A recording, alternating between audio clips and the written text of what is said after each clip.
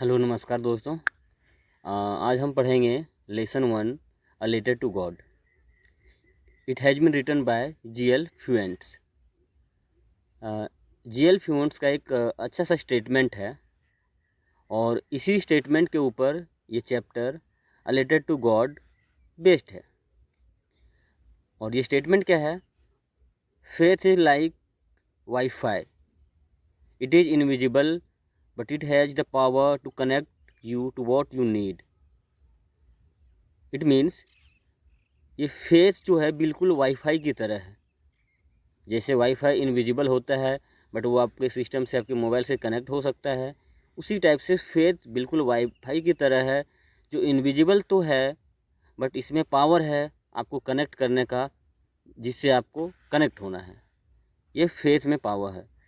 तो इसी पे बेस्ड है ये लेटर टू गॉड, जो जी.एल. फ्यूएंट्स के द्वारा लिखा गया है। तो हम लोग यहाँ पे आज इसी चैप्टर को करने वाले हैं। लाइन बाय लाइन हम इसको एक्सप्लेन करेंगे। Okay, but first of all we have to know about G.L. Fuentes. So let's start. Okay, G.L. Fuentes, Gregorio Lopez Y. Fuentes, full name हुआ इनका, was born on July 11, 1897 at Lanzarote in Canary Islands. Okay, overall हम इसको explain कर देते हैं। ये canary island में इनका जन्म हुआ था और ये बचपन में शिप को चलाते थे। ठीक है, जहाज, पानी का जहाज जो होता है, कार्गो शिप्स, उसको चलाते थे अपने फादर के साथ। और स्पेनिश वगैरह के भी पार्ट्स को इन्होंने मतलब स्पेनिश जो शिप्स थे उसको भी इन्होंने चलाया था। फिर परमानेंटली वो माइग्रेट कर गए, चले गए क्यूबा में। 22 ईयर्स के एज में क्यूबा चले गए थे। बट इनका एक बैड हैबिट्स था कि वो बहुत ज़्यादा सिगार स्मोकर थे, बहुत ज़्यादा स्मोकिंग करते थे। इस वजह से इनकी डेथ हो गई 2002 में। 105 ईयर्स के एज में इसका डेथ हो गया कैंसर की वजह से। अगर कैंसर नहीं होता तो पता नहीं ये और कितने लंबे टाइम तक जीते। 105 ईयर्स, सेंचुरी तो क्रॉस कर ही गए थे। ठीक है, तो बैड हैबिट था, खूबियाँ भी थी। बचपन में ही हार्ड वर्किंग थे, लेबरियस थे। तो ऑब्वियस सी बात है, जो जैसा होता है वो वैसा ही सोचते हैं, ये आप जानते हैं। ये लेबरियस थे तो लेबरियस स्टोरी भी लिखे होंगे, समथिंग लाइक दैट। देखते हैं। अब हम लोग यहाँ पे डिस्कस करेंगे a short introduction of a letter to God. Letter to God जो चैप्टर है उसका एक शॉर्ट इंट्रोडक्शन हम लोग देखेंगे, फिर चैप्टर पे आएंगे, लाइन बाय लाइन एक्सप्लेन करेंगे। ठीक है, आप ग्रेगोरियो लोपेज फ्यूएंट्स के बारे में जान गए। ठीक है,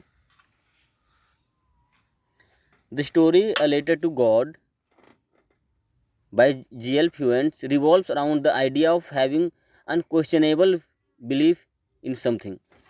ये स्टोरी ही इसके ऊपर डिपेंड है कि आप किसी पे कितना बिलीव करते हैं। अगर आप किसी पे हद से ज़्यादा अनक्वेश्चनेबल, कि कोई क्वेश्चन भी नहीं कर सकता कि आप इतना बिलीव क्यों करते हैं, इस पर इतना आपको फेथ क्यों है, तो ऐसा अगर किसी में बिलीव है तो ये स्टोरी इसी के आसपास घूमती, बिलीव, फेथ के ऊपर। The story is set in Latin American country. ये लैटिन अमेरिकन कंट्री में सेट किया गया। इसका जो बैकग्राउंड है, Lencho the farmer who is the protagonist of the story writes a letter to God seeking help from the almighty after discovering the his entire crop yield destroyed by devastating hailstorm. ये central character जो हमारा है, protagonist जो है, वो एक farmer है, लैंचो, जो एक लेटर लिखता है गॉड को, अलमाइटी गॉड को, उससे कुछ हेल्प मांगने के लिए।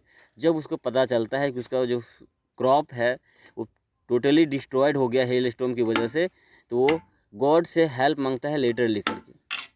अब हम लोग अपने रिलेटिव्स को लेटर तो लिखते हैं, किसी अननोन फ्रेंड को भी लिखते हैं, फ्रेंड्स को भी लिखते हैं, बट गॉड को लेटर कौन लिखता है भाई?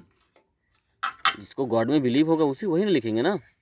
Although his wishes gate fulfilled partially if not completely, he is ungrateful in the end and questions the honesty and modesty of the post master who actually help him with money in the name of God. और जबकि उसका जो wish था वो partially fulfil हो जाता है, fully तो बिल्कुल तो पूरा नहीं होता है, बट कुछ पूरा हो जाता है, लेकिन फिर भी वो अनसेटिस्फाइड है, अनग्रेटफुल है, और उल्टा उस पर क्वेश्चन अराइज कर देता है उसके ऑनेस्टी पे और उसके मॉडेस्टी पे। किसके ऑनेस्टी पे? पोस्ट मास्टर के ऑनेस्टी पे, कि पोस्ट मास्टर ने पैसे थोड़ा रख लिए, पूरा पैसे खा गए, मतलब पूरा पैसे नहीं दिए, कुछ पैसे खा गए। और यहाँ पे जस्ट उल्टा है, पोस्ट मास्टर ने इनको हेल्प किया है कुछ पैसे सेंड करके, ताकि जो बिलीव है गॉड में इसका वो टूटे ना, वो बरकरार रहे। इस वजह से वो हेल्प के पर्पज़ से उसको पैसे भेजता है। लेकिन यहाँ पे उसके ऊपर, उसके ऑनेस्टी के ऊपर क्वेश्चन अराइज हो जाता है कि नहीं, गॉड ने पैसे पूरा भेजे थे, पोस्ट मास्टर ने रख लिया। ठीक है, तो ये था एक शॉर्ट इंट्रोडक्शन। अब हम लोग लाइन बाय लाइन एक्सप्लेन करेंगे इसको। हम लोग नहीं, हम करेंगे।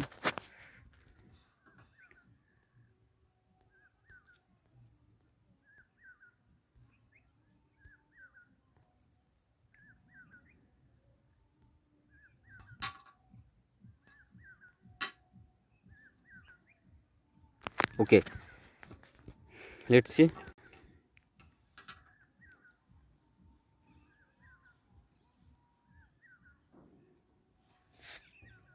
Let's see.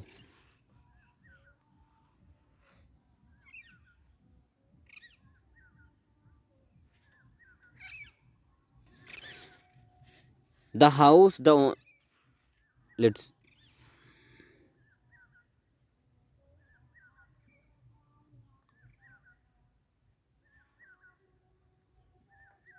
Let's see. First of all, A Letter to God written by G.L. Fuentes. We have already discussed about these things. Come on the chapter without wasting our time. The house, the only one in the entire valley, sat on the crest of a low hill. जो house था, किसका house? लैंचो का house. वो एक only one house था पूरे valley में, entire मतलब पूरा, पूरे वैली में एक ओनली वन हाउस था जो लो हिल के क्रेस्ट के सबसे टॉप पोर्शन पे था। ये आपका हिल है, तो यहाँ पे उसका घर था। यहाँ से आप पूरे वैली को देख सकते हैं, इस पे खड़े होकर के आप पूरे वैली को निगरानी कर सकते हैं। तो यहाँ पे इसका घर था, किसका? लेंचो का। From this height one could see the river and the field of ripe corn dotted with the flowers that always promised a good harvest. और उस क्रेस्ट के ऊपर, वहाँ से वो पूरे वैली में जो फसल लहरा रहे थे उसको देख सकता था। और लेंचो जो देख रहा था, तो उसको एक उम्मीद थी कि इस बार फसल अच्छी होगी। प्रोमिस्ड अ गुड हार्वेस्ट का मतलब कि अच्छा फसल होने की उम्मीद थी लेंचो को। The only one thing the earth needed was a downpour और एटलीस्ट अ शॉवर। और एकमात्र चीज़ की कमी थी वहाँ पे, जिसकी ज़रूरत थी वहाँ पे अर्थ को, वो क्या था? एक डाउनपोर, एक बौछार, बारिश की एक बौछार की ज़रूरत थी, या फिर एक सावर की, कि एक बार अधिक अगर पानी पड़ता है तो जो फसल है लहा रहा है वो बहुत ही अच्छा होने वाला है। Through out the morning लैंचो who knew his fields intimately had done nothing else but see the sky towards the northeast। और जैसे ही सुबह हुआ, लैंचो को पता था कि कुछ होने वाला तो है नहीं जैसा लग रहा है, फिर भी वो नॉर्थ ईस्ट की तरफ खड़ा होकर के देखने लगता है स्काई को, कि देखें अगर कुछ करिश्मा हो जाता है तो अच्छी बात है। और जब देखता है, then he says something, now we are really going to get some water woman. वो अपने वाइफ, जिसको वहाँ पे यहाँ पे वुमन बोला गया है, कि अब हम लोग सच में बरसात का मज़ा लेने वाले हैं, मतलब अब कुछ ही पलों में बरसात होने वाली है। The woman who was preparing supper replied, yes God willing. जो वीमेन जो खाना बना रही थी, हम लोग का लैंग्वेज में सपर का प्रिपेयरिंग कर रही थी, बोलती हाँ अगर भगवान चाहे तो ज़रूर। The older boys were working in the field while the smaller ones were playing near the house until the women called to them all.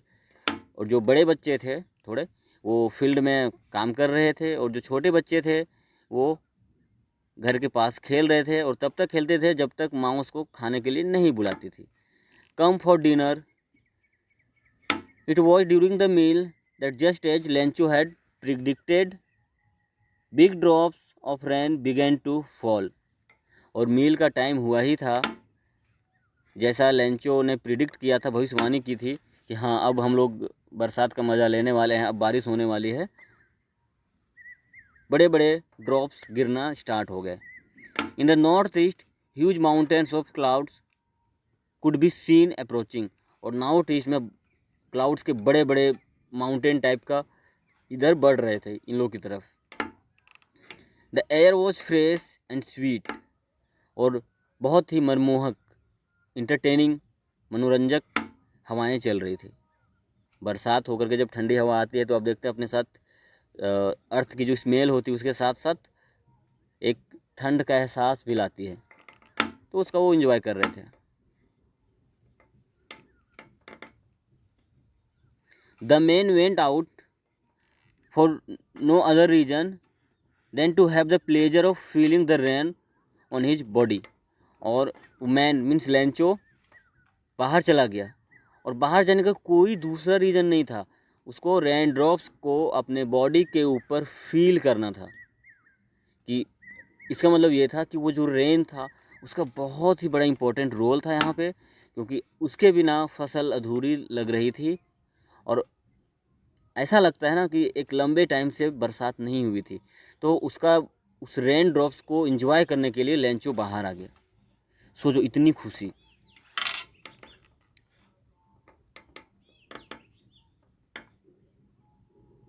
And when he return he exclaimed. और जब वो वापस आया उसको फील करके, तो खुशी की मारे चिल्लाता है, these are not raindrops falling from the sky. ये जो ऊपर से रेन ड्रॉप्स गिर रहे हैं ना, ये रेन ड्रॉप्स नहीं हैं, दे आर न्यू कॉइन्स। ये सिक्के हैं, कॉइन्स हैं, पैसे हैं, nothing else. The big drops are 10 cent pieces and the little ones are 5। और ये जो बड़े बड़े ड्रॉप्स गिर रहे हैं ना, वो 10 रुपये का सिक्का है, और जो छोटे ड्रॉप्स हैं वो 5 रुपीज़ के सिक्के हैं। इतना इम्पोर्टेंट था उस रेन का, अब आप जस्ट इमेजिन कीजिए। With a satisfied expression he regarded the field of ripe corn with its flower draped in a curtain of rain.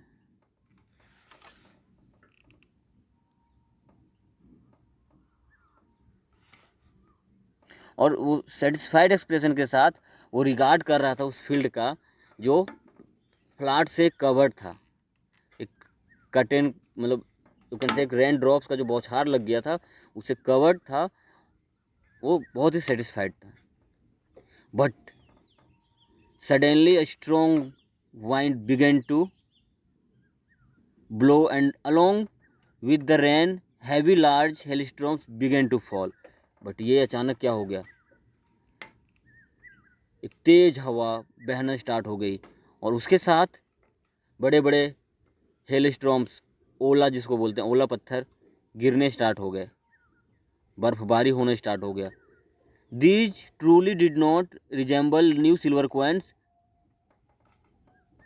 और ये सिल्वर कॉइन्स की तरह नहीं लग रहे थे। इसके कुछ देर पहले जो उसको कॉइन्स से कंपेयर किया गया था, ये कुछ और ही लग रहे थे।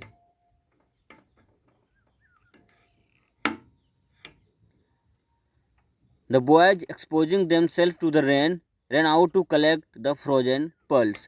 और बॉयज वो जो छोटे छोटे बच्चे थे वे लोग पर्ल्स, फ्रोजन पर्ल्स बोला गया उसी बर्फ़ को, ओला वृष्टि को, उसको एक्सपोज करने के लिए, कलेक्ट करने के लिए अंदर बाहर निकल गए।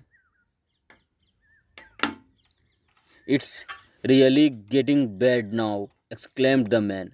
वो मैन चिल्लाया, कौन, लेंचो, कि अब ठीक नहीं होने जा रहा है। ये जो हेल स्टॉर्म्स गिर रहे हैं, ये हमारे लिए ठीक नहीं है। I hope it passes quickly. Even then, देखो वो इतना पॉजिटिव पर्सन है, होप कर रहा है कि नहीं ये बहुत जल्द चला जाएगा, बट ऐसा नहीं हुआ। It did not pass quickly, वो बिल्कुल नहीं गया तुरंत। For an hour the hell rained on the house, the garden, the hillside, the cornfield, on the whole valley. Continue 1 घंटे तक ज़बरदस्त बारिश हुई, घर के ऊपर, गार्डन में, हिल साइड, कॉर्नफील्ड में, पूरा valley means overall entire valley में ज़बरदस्त बारिश हुई। और किसके साथ? हेल स्टॉर्म्स के साथ।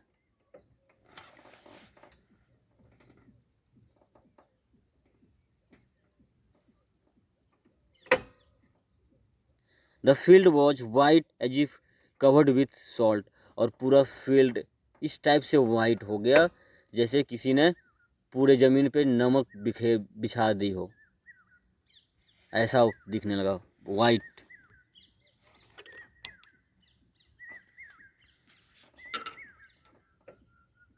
Not a leaf remained on the trees, पेड़ पे एक भी पत्तियां नहीं रही। हेलस्टॉर्म की वजह से सारे पत्तियां गिर गए। The corn was totally destroyed, और जो फसल था बेचारे का बिल्कुल भी बर्बाद हो गया। The flowers were gone from the plants, और जो प्लांट्स में कुछ देर पहले फूल लगे हुए थे, सुंदर सुंदर फूल लगे हुए थे, वो बिल्कुल गिर गए। The Lencho Saul was filled with sadness, और लेंचो का जो साउल था, हार्ट था, वो बिल्कुल सैडनेस से भर गया, उदास हो गया बेचारा। जो भी कुछ देर पहले इतना खुश था, वो बहुत उदास हो गया।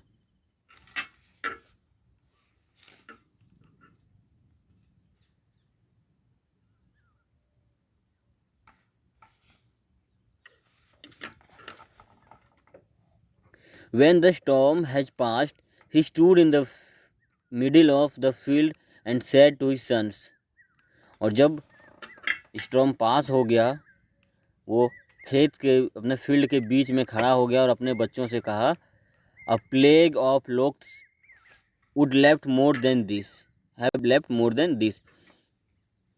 एक प्लेग एक बीमारी होता है, आपको पता है। लोक्टस मीन्स इंसेक्ट होता है जो फसल को बर्बाद कर देता है, कीड़ा आप कह सकते हैं, फसल का कीड़ा।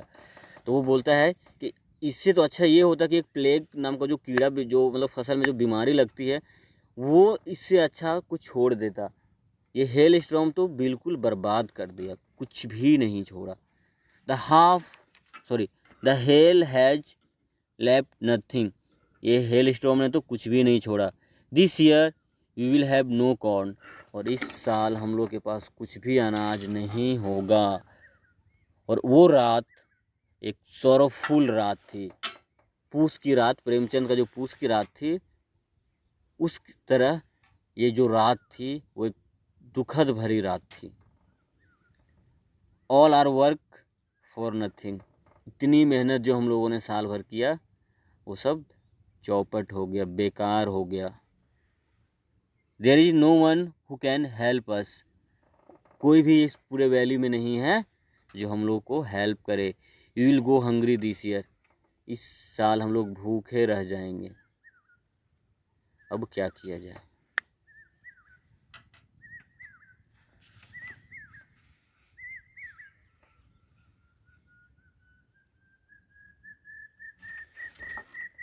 But in the hearts of all who lived in that solitary house in the middle of the valley, there was a single hope, help from God। और वो हार्ट्स मीन्स जो पर्सन्स एक अकेले घर में रहते थे, पूरे वैली में जो अकेला घर था, उसमें जो पर्सन्स रहते थे, मीन्स ओवरऑल लेंचो का फैमिली की बात हो रही है कि लेंचो के सारे फैमिली का एकमात्र उम्मीद था, एकमात्र हेल्प की उम्मीद थी, और वो क्या था? Help from God. पूरे वैली में तो कोई घर है नहीं जो इसकी मदद करे, मदद करेंगे तो करे कौन? एकमात्र है कौन है? वो गॉड है। Don't be so upset even though this seems like a total loss, remember no one dies of hunger. और वो उम्मीद क्या थी कि अपसेट होने की कोई ज़रूरत नहीं है, मानते हैं कि टोटल लॉस हुआ है, कुछ भी नहीं बचा है, इवन देन, याद रखो कि आज तक कोई भूख से नहीं मरा है। भूख से वही मरते हैं जो हार्ड वर्किंग में बिलीव नहीं करते हैं। जो जिनको खुद पे भरोसा है ना, वो कभी भूख नहीं मरते हैं, ये लेंचो का मानना है। ठीक है, दैट इज वॉट दे से। उन लोगों ने क्या कहा, क्या बात थी जो उन्होंने कहा, no one dies of hunger, कोई भूख से नहीं मरता। All through the night Lencho thought only of his one hope, the help of God, whose eyes, as he had been instructed, sees everything, even what is deep in one's conscience। और पूरी रात वो सोचते रहा, एकमात्र चीज़ सोच रहा था, हेल्प फ्रॉम गॉड, जो गॉड जिसकी आंखें सब कुछ देखती है, एक क्या सोच रहा है कोई वो भी जानता है गॉड। तो अब बस एकमात्र सहारा था, वही सोच रहा था। अब यहाँ पे लेंचू का एक शॉर्ट इंट्रोडक्शन है।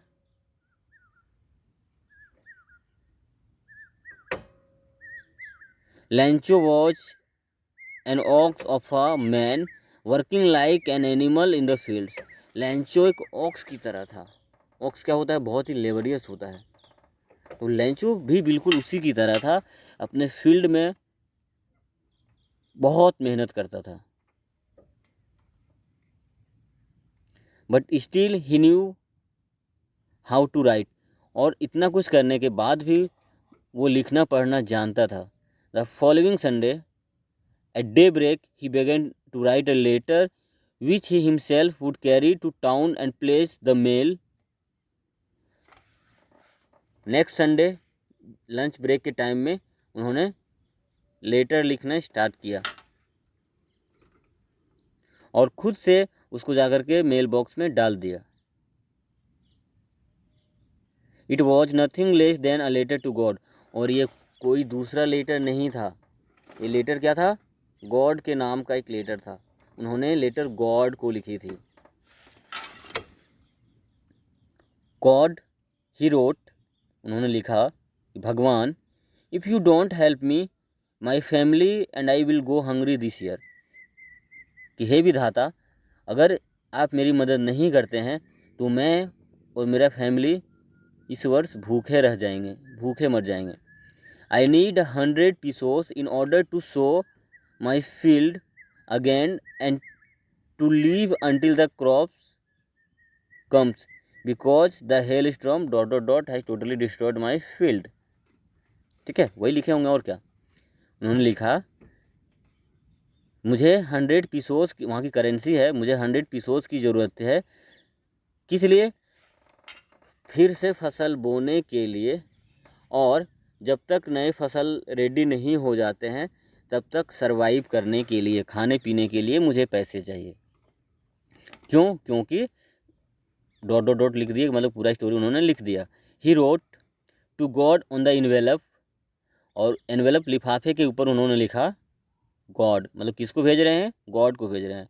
Put the letter inside and still troubled went to town, और उसको उसमें अंदर में डाल दिया और चले आए। At the post office he placed a stamp on the letter and dropped it into mailbox, और पोस्ट ऑफिस से उन्होंने एक स्टैम्प वहाँ पे लगाया और उसको वापस डाल दिया। मीन्स आप कहो कि लेटर जो मेल बॉक्स होता है, लेटर बॉक्स होता है, डाक घर में डाल दिया। ठीक है बच्चों, इसको यहीं तक रहने देते हैं। इसको हम लोग नेक्स्ट पार्ट में कंप्लीट करेंगे। What will happen, let's see in the next video. तब तक के लिए सबको bye bye, take care and stay home, stay safe. नमस्कार।